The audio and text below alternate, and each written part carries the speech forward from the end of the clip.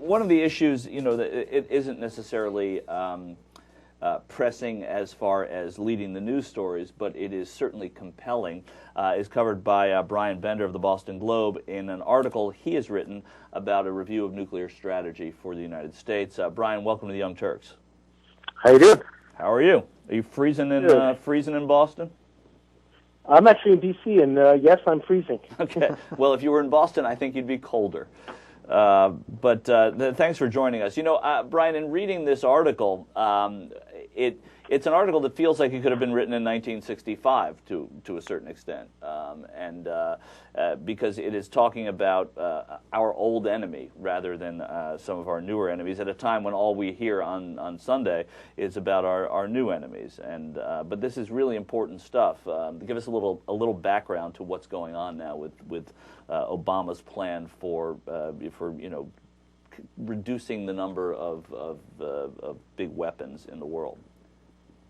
Well, yeah, President Obama came into office on this pledge that he was going to try and de-emphasize nuclear weapons in America's security policy. And he built upon that last April when he gave a speech in Prague where he sketched out a long-term vision for a world without nuclear weapons.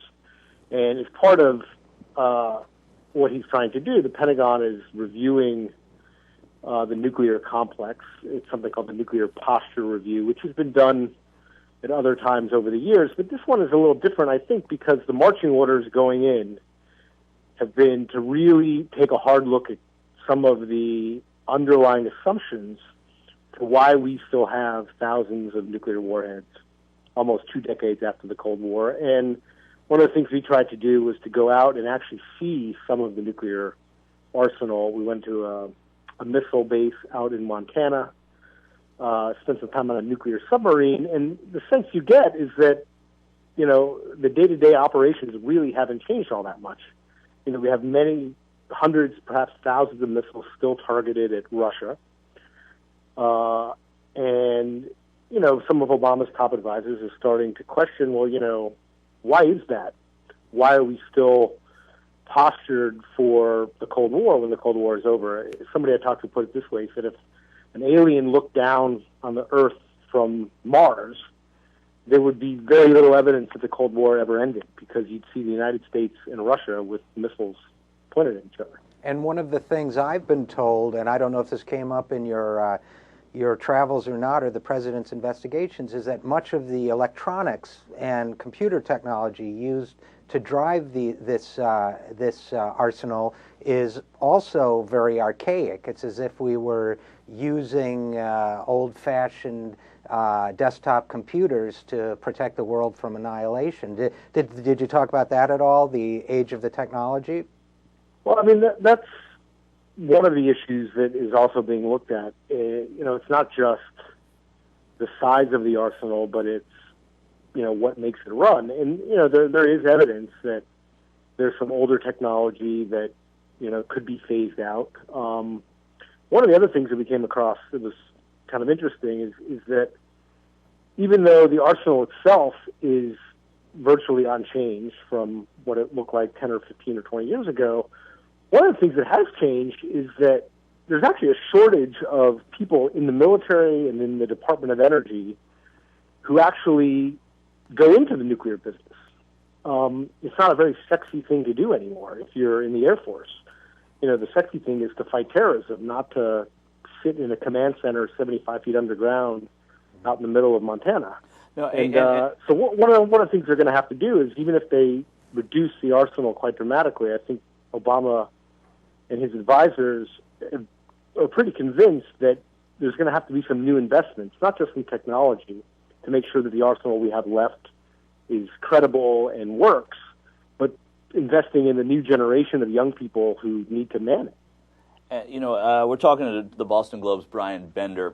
Bryan, one of the things that sort of occurred to me as I was reading it, again, it felt like it was it felt like a throwback. I mean, archaic stuff that we're still talking about this and pointing them to Russia. I come at this with a tremendous amount of naivete. I mean, And one of the questions I have for you is how it pertains to the war we're fighting now. I mean, when you say they're aimed at Russia, they're pointed to Russia, et cetera, how simple is it to point them elsewhere? How much of that is that, yes, these were built at a time of the Cold War, but they now serve other purposes in terms of defending ourselves against other attacks? And then furthermore, I'd like to talk to you about how it pertains to China, how this is just part of keeping an even playing field so that we don't get surpassed by other bigger countries. Right. Well, I think sort of one of the big focuses of this review is just what you're talking about. You know, what are the threats, the new threats that might require a nuclear arsenal to deter them? And, you know, the good news is that the U.S. and Russia are about to sign a new treaty that would bring both their nuclear arsenals down to a lower level. But you're right. I mean, there's countries like North Korea and Iran, emerging nuclear powers that, you know, conceivably could be deterred by the U.S. maintaining an overwhelming nuclear arsenal so that they, you know, think twice about ever using those weapons. But, you know, at the heart of this is, you know, 95% of the nuclear weapons in the world are in the United States and in Russia. And even if the U.S. and Russia came down dramatically, they would still have far more weapons than Pakistan or, as you said, China or Iran or North Korea or any of these other countries. Mm-hmm. And I think that's the intent, is to bring them down to a level that the U.S. and Russia still have more than anybody else, but you still don't have this vast nuclear complex that's still structured as if the U.S. and Russia were still at loggerheads.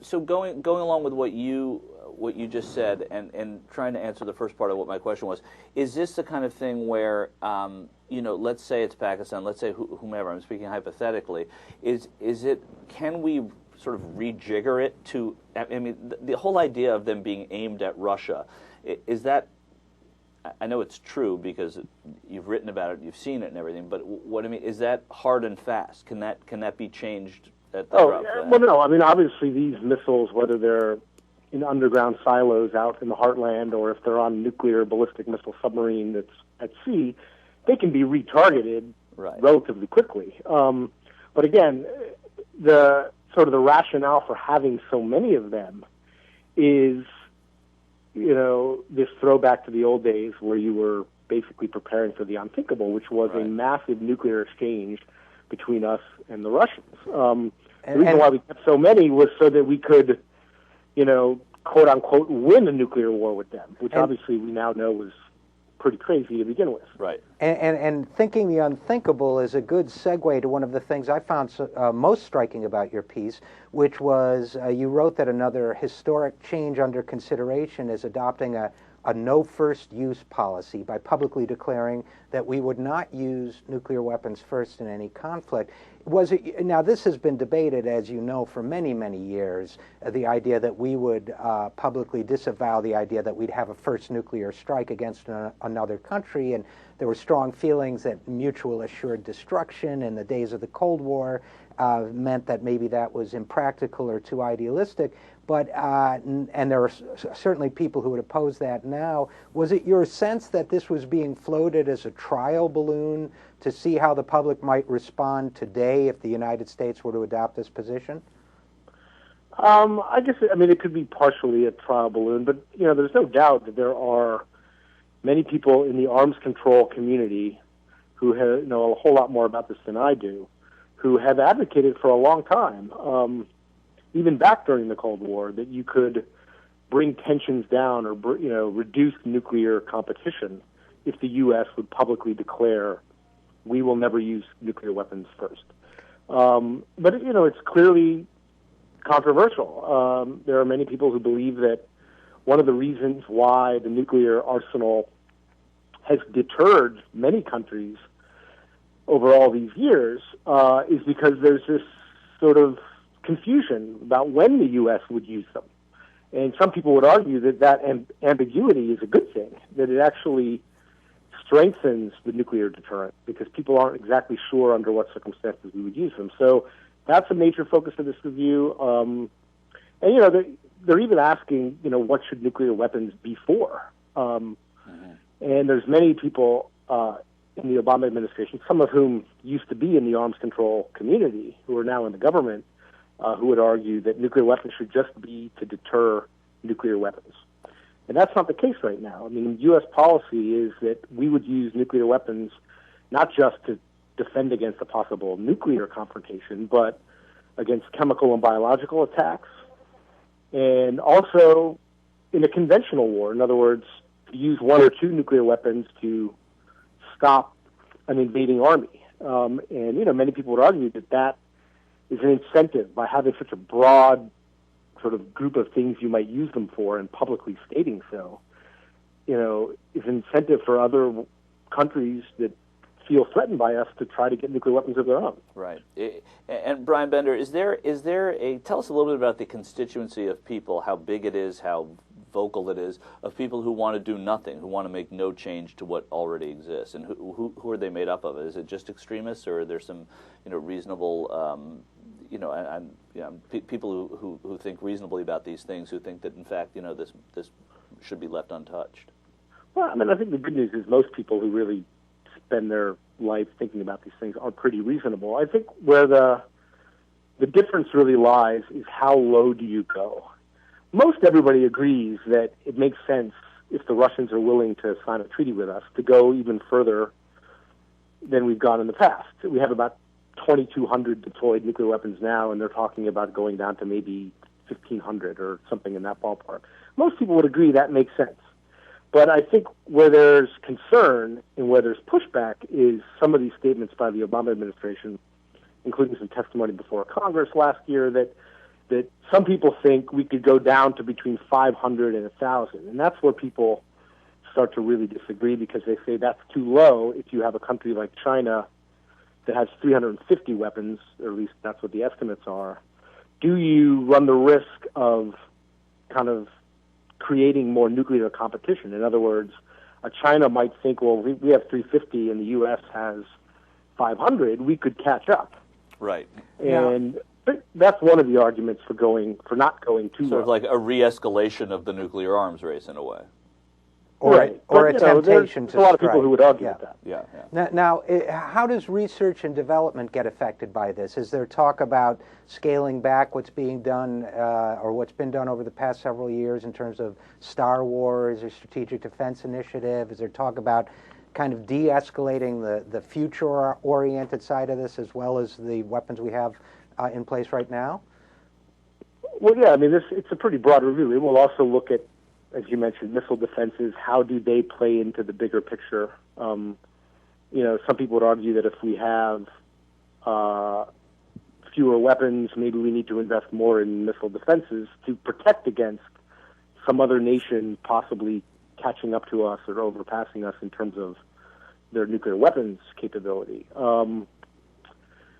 So they're looking at missile defenses. They're looking at things like, how do you modernize the nuclear arsenal? There's many people who would say we're not just short on people who have expertise and have some old technology, but the warheads themselves are, in most cases, at least 25 years old. Maybe we need to, invest more money in developing, an improved version so that we can be sure they're going to work for another 25 or 50 or 75 years. So that, that debate's going on as well. How do you modernize the force, even if it's dramatically smaller? So, Bryan Bender, thank you. This is all, very, very interesting, and I think it's something that's not at the forefront of what people generally think about it with everything else that's going on in the world, but it seems to be quite important and something that people are talking about, and could also be a way for America to signal itself as a peaceful nation if they participate in some sort of a treaty. If you want to read more of Bryan Bender's work, you can go to boston.com. You can watch and listen for him in the future on the Young Turks. But Bryan Bender, Happy New Year. Thanks for joining us. Sure, no problem.